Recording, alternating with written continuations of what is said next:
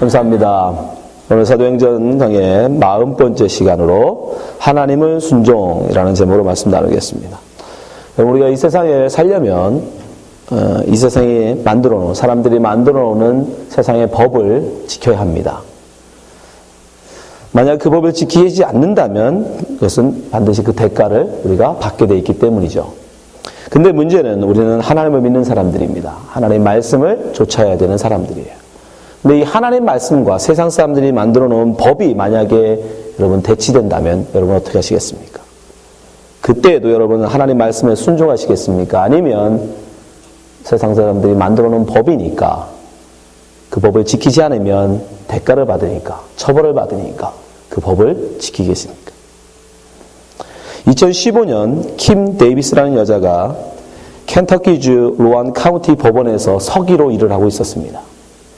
네, 여러분이 아시겠지만 미국에선 확실한 결혼을 되기 위해서는 결혼식을 하고 그 사람 주례자로부터 혼인서약, 사인을 서명을 받고 법원에 가서 그것을 증명서로 받아야만 정식 부부로 인정이 됩니다. 이 여자가 하는 일은 바로 법원에서 결혼증명서를 발급해주는 일을 하고 있었어요. 그런데 이 여인은 자신의 종교적 신념에 따라서 법원에서 발행해주라고 명부가 된 동성부부의 결혼증명서를 발급하지 않았습니다. 자기의 신앙적 신념으로는 도저히 동성을, 무슨 얘기인지 아시죠? 동성이 뭔지? 남자가 결혼을 해서 부부로 인정해달라는 법원에서 이미 결정이 난 겁니다. 그럼에도 불구하고 이 여인은 그 발행을 거부했어요. 그래서 어떻게 됐을까요? 이 여인은 법정 모독죄로 구속이 됐습니다. 이것만 보면 어쩌면 대단한 결정 아닙니까? 자기의 잡을 잃을 수도 있고 그것 때문에 구속까지 돼야 되는 일임에도 불구하고 하나님의 말씀에 순종하기 사겠다라는 그 결심으로 이 여인은 그 발급을 거부했어요. 근데 여러분, 일부에서는 이 여인에 대해서 부정적인 기사가 등장합니다. 이 여인은 첫 남편과 결혼한 상태에서 다른 남자와 불륜으로 쌍둥이를 갖게 됩니다. 결국 그것 때문에, 그 불륜 때문에 첫 남편과는 이혼을 하게 돼요. 근데 문제는 두 번째 재혼한 남자가 이 쌍둥이의 생물학적 아버지가 아닌 다른 남자였다는 거예요. 그 두 번째 남편은 그럼에도 불구하고 이 쌍둥이를 자기의 자녀로 입양해서 키웁니다. 그러나 얼마 가지 못해서 또 둘째 남편과도 이혼을 하게 되고 세 번째 남편으로 쌍둥이의 친아버지와 결혼을 하게 돼요. 근데 그 결혼 생활도 얼마 가지 못하고 또 이혼을 하고 다시 둘째 남편과 결혼합니다. 하나님의 말씀을 종교했다라는, 하나님 나는 말씀을 순종했다라는 신념을 가지고 동성 부부의 결혼증명서를 거부했던 이 여인이 사실은 그 삶에 있어서는 참으로 경건하지 못한 삶을 살고 있었다는 겁니다. 여러분, 이 여인의 삶이 과연 하나님 말씀을 순종하는 삶입니까? 아니면 순종하지 않는 삶입니까? 하나님 말씀에 순종한다는 건 그렇게 단순한 문제가 아니라는 겁니다. 오늘 본문을 통해서 우리가 이 문제, 과연 하나님의 말씀에 순종하여 산다는 것, 사람보다 하나님을 순종하여 산다는 것이 무엇인지 우리가 한번 생각해 봤으면 좋겠습니다. 오늘 본문은 마음에 시기가 가득한 대제사장과 바리새인들이 복음을 전하는 사도들을 잡아서 감옥에 가두는 사건을 시작합니다. 지난주에도 말씀드렸지만 이들의 마음속에는 시기가 있었기 때문에 그들에게 말씀 전하는, 그들이 복음을 전하고 있는 사도들을 싫어하여 끊임없이 계속 반복적으로 그들을 가두고자 하는 삶을 살더라는 거예요. 여러분, 이것은 단순한 사건이 아닙니다. 세상을 장악하고 있는, 공중권세를 잡고 있는 마귀는 어떻게 하든지 하나님의 백성들을 잡아 가두려고 한다는 거예요. 시기가 가득했던 가인을 그 동생 아벨을 쳐 죽이듯이 어떻게 하든 하나님의 백성들을 가두려고 노력해요. 그런데 하나님은 어떻게 하세요? 가인은 아벨만 죽이면 아무도 자기가 아벨보다 못한 제사를 드렸다는 것을 모를 줄 알았어요. 그런데 하나님은 어떻게 하십니까? 땅이 입을 벌려 아벨을 증언하게 하시더라는 거예요. 세상은 그를 죽여버리면 아무도 자기가 한 일을 모를 줄 알았는데 하나님은 땅을 입을 열어서 그 말을 전하게 하십니다. 세상은 하나님께 경건하게 살고자 하는 다니엘을 어떻게 합니까? 사자굴에 집어던졌어요. 그러나 하나님 어떻게 하세요? 사자의 입을 막으셔서 그를 살리시고, 세상은 예수 그리스도를 죽이면, 십자가로 죽여버리면 저주의 상징이 돼서 결코 복음을 전하지 못할 줄 알았어요. 그러나 하나님 어떻게 하세요? 죽음마저도 여셔서 당신의 아들을 살리셨어요. 오늘 본문 사건은 여러분 단순한 기적이 아닙니다.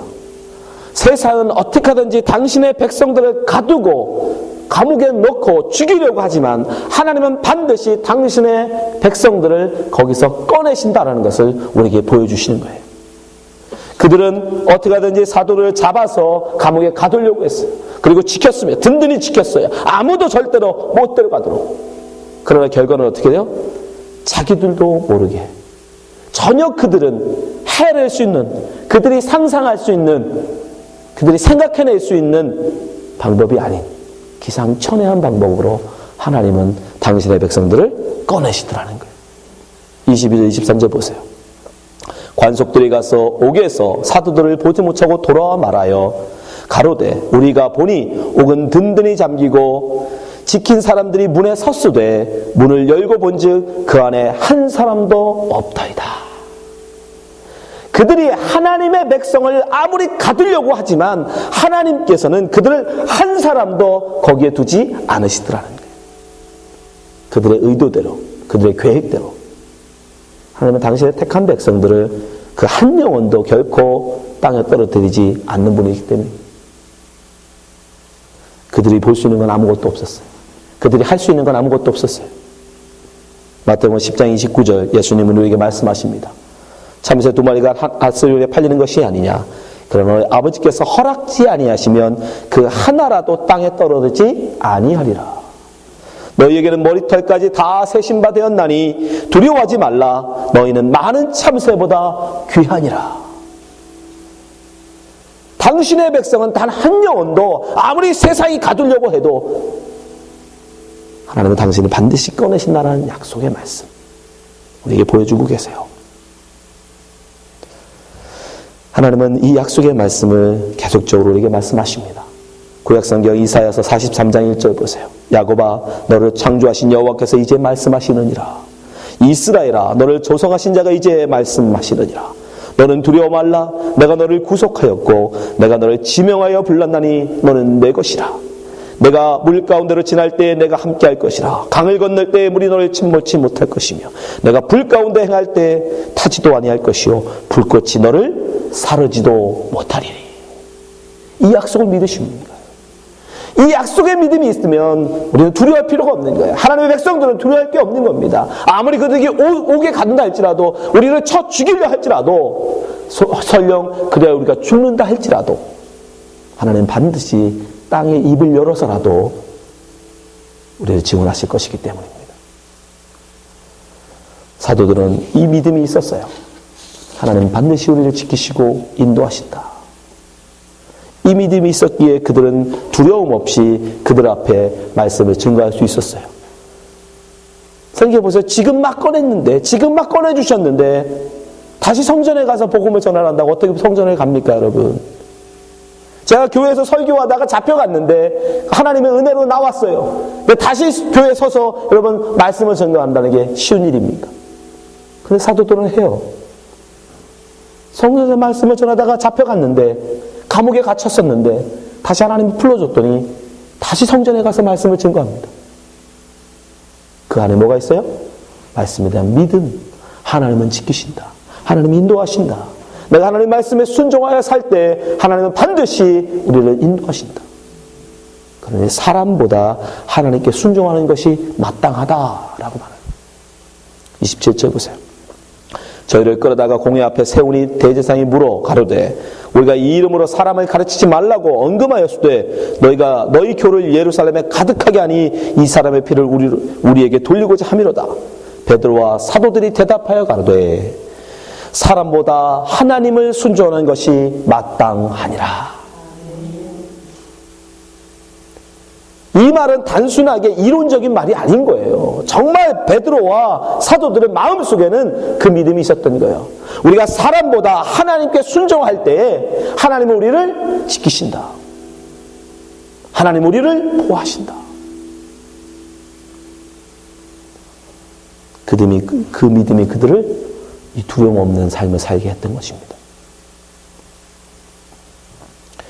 네, 여러분, 이스라엘 민족은 이 지금 대제사장과 바리새인들, 사실 이 말에 대해서 할 말이 없는 사람들이에요.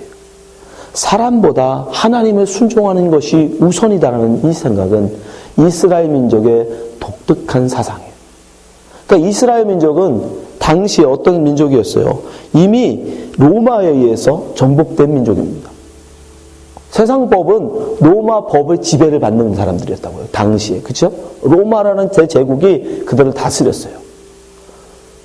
그리고 그 안에 속국으로서 또 누가 다스렸어요? 헤롯 가문의 집안 사람들이 사실은 분부왕들이 돼서 다스리고 있었어요. 근데 이들을 실질적으로 장악하고 있던 법은 뭐냐면 그 로마 법도 아니었어요. 진짜는 그들에게 한 관습법이 있었는데 그게 뭐냐면 하나님을 모독하는 사람은 그 누구라도 돌로 쳐 죽이는 거예요. 이 법은 그 어떤 법보다 우선했어요. 이스라엘 사람들에게. 그래서 오늘 본문에도 보면 성전 맡은 사람이면 당시 유대 사회에서는 서열 2위예요. 굉장히 높은 사람입니다. 그 사람이라 할지라도 감히 사도들을 억지로 잡아가지 못합니다. 보세요. 26절. 성전 맡은 자가 관속들과 같이 가서 저희를 잡아왔으나 강제로 못함은 백성들이 돌로 칠까 두려워함이라. 백성들은 누구를 돌로 치냐면 하나님을 거역하는, 하나님을 모욕하는 사람은 그 자리에서 돌로 쳐 죽이게 돼 있어요. 그게 이스라엘 사람들의 그 어떤 것보다 우선하는 법이에요. 로마법으로는 여러분 사람을 함부로 죽이면 안 됩니다. 로마법은 지금 우리가 지키고 있는 법의 거의 원형이에요. 그래서 사람을 죽이려면 어떻게 해야 돼요? 그 사람을 고소해야 돼요. 법원에 고소를 하고 법원에서 재판을 하고 그래서 사형이 언도돼야 그 다음에 죽이는 거예요. 분명히 그런 사회법이 있었어요. 그럼에도 불구하고 유대 사회에서는 다른 건 몰라도 하나님을 모욕하는 죄에 있어서는 그 자리에서 돌로 쳐 죽이게 돼 있어요. 근데 하나님을 모욕하는 사람들에게 하나님이 보내신 사자, 하나님이 보내신 선지자라고 인정되는 사람은 그 사람의 말은 곧 하나님의 말씀이 돼요. 그러니까 지금 베드로와 이 요한은 어떤 기적을 일으켰죠? 이 앞에 안진뱅이를 일으키는 기적을 보여줬잖아요. 그래서 이스라엘 사람들 중에는 저 사람들이 하나님이 보내신 사자가 아닐까? 라는 생각을 다수가 하고 있었단 말입니다. 그런데 그렇게 인정된 사람, 물론 거짓 가짜들도 있겠죠. 그죠? 진짜 하나님이 안 보냈는데 나 하나님이 보낸 사자야. 그러다가 만약에 그게 거짓으로 드러나면 그 사람도 돌로 맞아 죽습니다. 근데 진짜라고 정말 그런 기적을 보여주고 그가 말한 대로 정말 그런 일들이 일어나고 이러면 그 사람의 한 말은 곧 하나님의 말씀으로 인정해요. 그래서 그 사람을 거역하는 사람은 오히려 돌로 맞아 죽는 거예요. 왜? 하나님을 거역하는 거니까. 그러니까 지금 베드로와 요한은 많은 사람들이 지금 생각을 안 해요. 저 사람들이 정말 하나님이 보내신 분이 아닐까? 그래서 성전 맡은 사람들도 함부로 그 사람들을 못했던 거예요. 왜? 저 사람들은 하나님이 보내신 사람이야 라고 인정하는 사람이 볼 때 만약에 그들을 억지로 잡아가면 그 사람이 곧 하나님을 거역하는 사람이니까. 이토록 이스라엘 사람들에게는 당시 유대인들에게는 가장 중요한 것이 하나님을 순종하는 거예요. 하나님을 모욕하는 자는 그 사람들은 돌로 치는 거예요. 이런 독특한 유대인들의 관습법 때문에 당시 로마가 다스리고 있었지만 그들에게서 그 자치권을 인정해 버렸어요. 그래서 하나님의 말씀을 연구하고 그걸 가르치는 바리새인들과 서기관들을 그들이 뭐 해준 거예요? 존중해 준 거예요. 하나님의 말씀을 따라서 제사를 드리고는 제사장들을 인정해 준 거예요. 여러분 제사장들이라든가 바리새인들 여러분 정치주조입니까? 아니요, 종교인들이에요. 지금으로 치면 목사, 신학교 교수들이라고요. 그죠? 성경학 교사예요. 성경교사. 그 목사고. 근데 그 사람들이 지금 뭐를 하고 있어요? 정치 지도자를 하고 있죠. 그건 왜 그런 거예요? 그건 유대인들이 세상 법보다도 하나님을 더 중요시하는, 하나님 말씀을 더 중요시하는 것을 그 그 관습법 때문에 로마가 그들에게 인정해버린 거예요. 그래서 정치 지도자인 제사장들과 바리새인들에게 로마를, 유대인들을 다스리는 정치 지도자로 세워준 겁니다.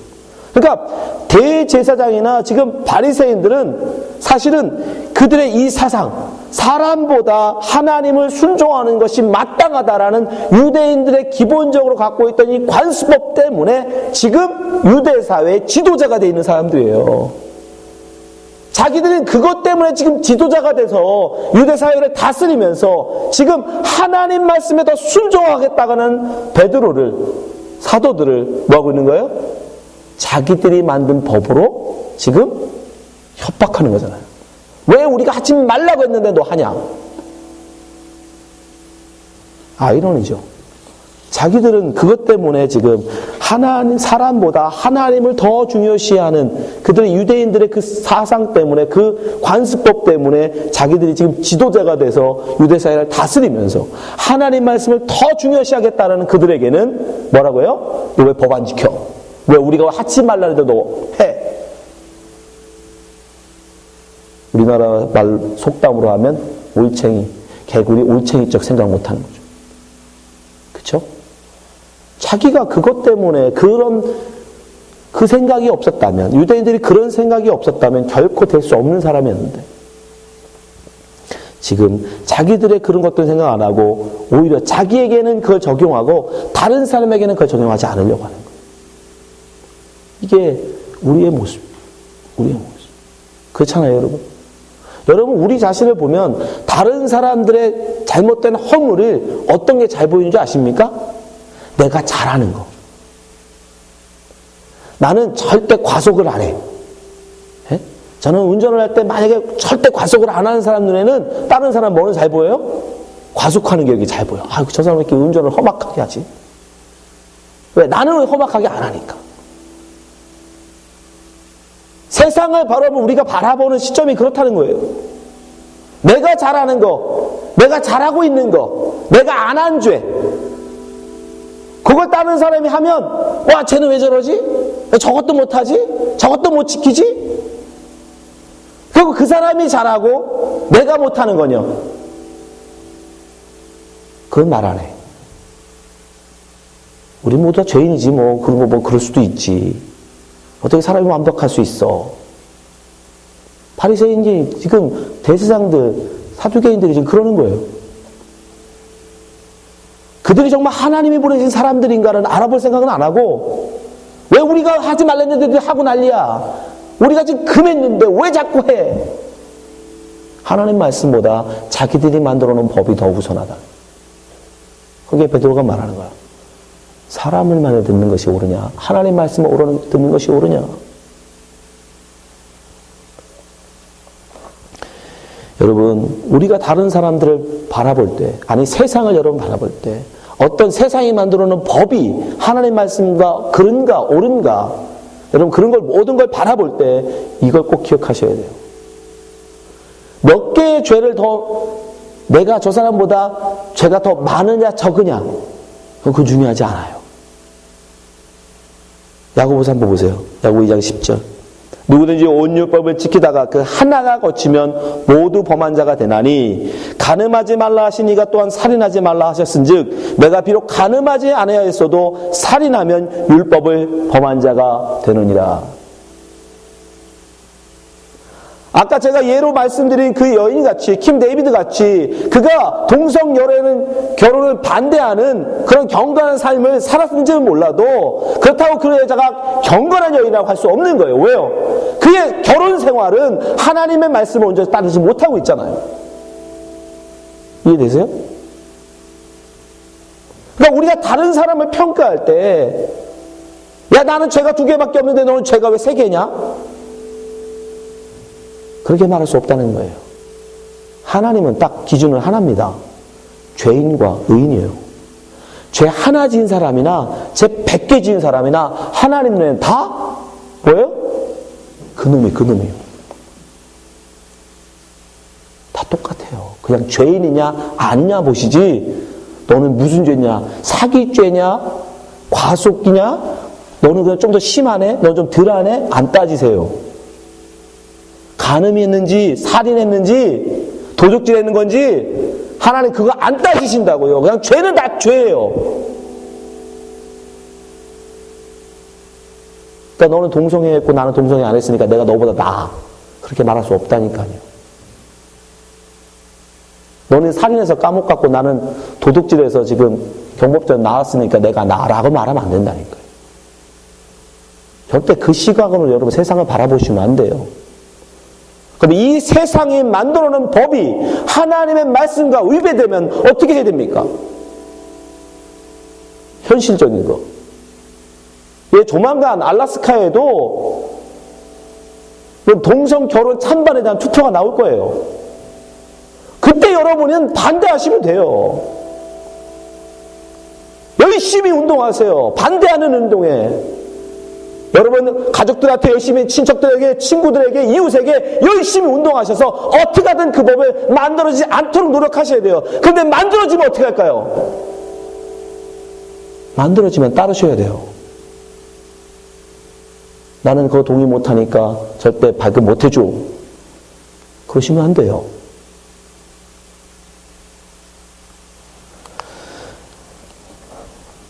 여러분 성경은 우리에게 분명히 얘기합니다. 어떤 분들은 그렇게 해요. 그렇게 사는 사람들 심지어 다른 종교를 믿는 사람들이 파는 가게는 안 가려고 해. 네? 그런 사람들하고 상조 동성결혼? 저 집이 저 사장이 동성 부부래 하는 식당이래. 저긴 절대 가면 안 되겠네. 막 그리고 운동을 해. 저 집은 동성 사람들이 하는 건 식당이래. 가지 말. 성경은 여러분 바울이 우리에게 뭐라고 하시는지 보시면 고린도서 5장 9절 내가 너에게 쓴 것은 음행하는 자들 사귀지 말라고 하였거니와. 음행하는 사람들과 여러분 사귀는 건 하나님 말씀을 온전히 따르는 건 아닙니다. 그렇죠? 그렇다고 아예 그 사람들을 그러면 상종 안 하고 살 거냐? 보세요. 10절. 이 말은 이 세상에 음행하는 자들이나 탐하는 자들, 토색하는 자들, 우상 숭배하는 자들 도무지 사귀지 말라고 하는 것이 아니니 만일 그리하려면 세상 밖으로 나가야 할 것이라.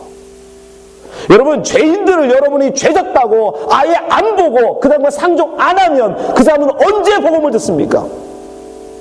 그 사람은 언제 회개할 수 있습니까?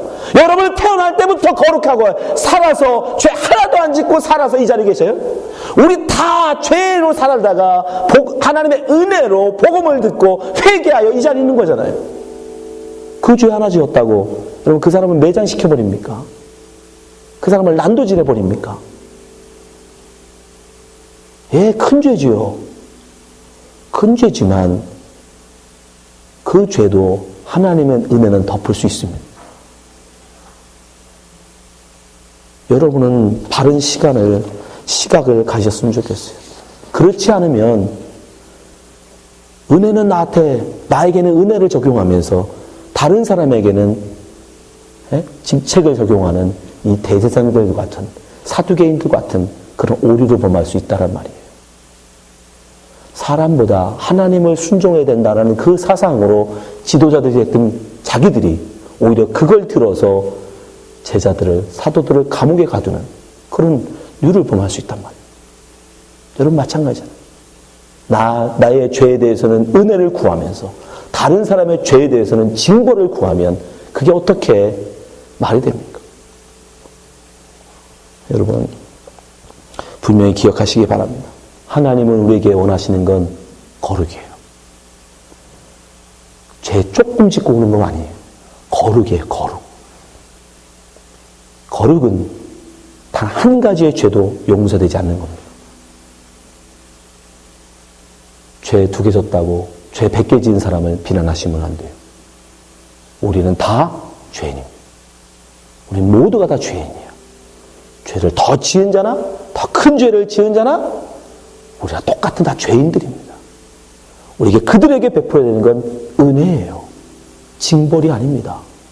그들에게 보여줘야 되는 건, 그들에게 전해야 되는 건 어떤 큰 죄도 덮으시고 용서하시는 하나님의 은혜의 복음입니다. 그러니까 우리가 하나님께 온전히 순종하는 삶을 살기 위해서는 먼저 내 자신이 하나님 앞에 순결한 자로 서야 돼요. 내 자신이 먼저 하나님 앞에 죄인임을 인정하셔야 돼요. 그런 시각으로 세상을 바라보시면 결코 다른 사람을 난도질하지 않습니다. 다른 사람을 비난할 이유가 없어요. 그나 나나 똑같은데. 바리새인들, 대제사장들이 그 은혜를 잊어버렸기 때문에 그들이 지금 사도들을 핍박하는 자의 편에 서 있는 거예요. 이 자리에 있는 모든 성도님들은 잊지 않으셨으면 좋겠습니다. 우리는 모두 다 죄인입니다. 우리는 누구도 다른 죄인을 비난할 자격을 가진 사람은 아무도 없어요. 왜? 우리 모두 다 죄인이잖아요. 예수님은 제자들을 향해서, 복음을 증거하러 나아가는, 세상을 향해 나아가는 제자들을 향해서 이렇게 말씀하십니다. 보라, 내가 너희를 보냄이 양을 이리 가운데 보냄과 같도다. 그러므로 너희는 뱀같이 지혜롭고 비둘기같이 순결하라. 세상 사는 거 쉽지 않습니다. 이 혼탁한 세상에서 하나님을 온전히 순종하는, 하나님 말씀을 온전히 따르고 산다는 것 쉬운 건 아닙니다. 그러나 분명한 것은 먼저 나에게, 먼저 하나님 말씀을 나에게 적용하셔야 되고 다른 사람을 향해서는 은혜로 바라보셔야 한다는 거예요. 왜? 우리는 모두 다 죄인이기 때문에, 용서받은 죄인들이기 때문에. 기도하겠습니다.